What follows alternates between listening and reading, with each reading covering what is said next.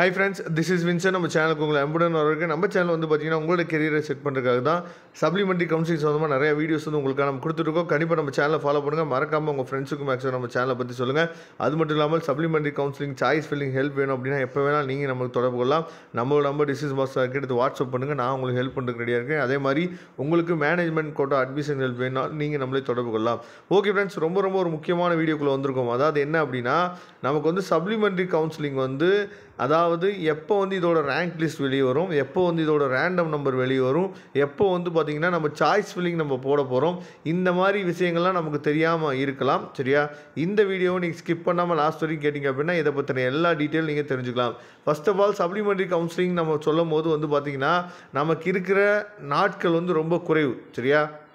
அதாவது நமக்கு 4ஆம் தேதி வரைக்கும் நமக்கு வந்து டைம் வந்து கொடுத்துருக்காங்க. ஆன்லைன் அப்ளிகேஷன்ஸ்க்கு வந்து பார்த்திங்க அப்படின்னா நமக்கு 4ஆம் தேதி வரைக்கும் டைம் இருக்குது. 5ஆம் தேதியிலேருந்து நமக்கு வந்து பார்த்திங்க அப்படின்னா நமக்கு வந்து அந்த சர்டிஃபிகேட் வெரிஃபிகேஷன் இந்த ப்ராசஸ்லாம் அவங்க பண்ணுவாங்க. சரியா?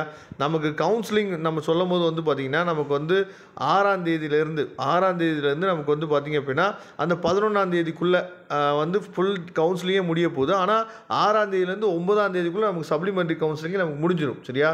அப்போ 6ஆம் தேதி நமக்கு வந்து பார்த்திங்க அப்படின்னா அப்டேட் வந்து வரதுக்கு வாய்ப்புகள் இருக்குது.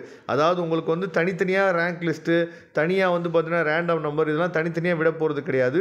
ஒரே நாள்லேயே நமக்கு வந்து பார்த்திங்க அப்படின்னா ரேங்க் லிஸ்ட் வந்துடும், ரேண்டம் நம்பர் வந்துடும். அதே மாதிரி உங்களுக்கு வந்து வேக்கன்சி லிஸ்ட்டும் 6ஆம் தேதி நமக்கு வந்துடும்.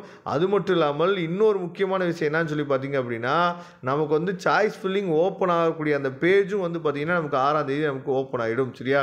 அப்போ எல்லாமே வந்து நமக்கு வந்து மேக்ஸிமம் வந்து பார்த்திங்கன்னா அந்த 6, 7, 8 அந்த 3 நாளில் நமக்கு வந்து பார்த்திங்கன்னா கவுன்சிலிங் முடிஞ்சு 9ஆம் தேதி உங்கள் கையில் நீங்கள் எந்த காலேஜ் உங்கள் கையில் இருக்குது அப்படிங்கிற அப்டேட்டு உங்களுக்கு வந்து பார்த்திங்கன்னா கிடச்சிரும். சரியா?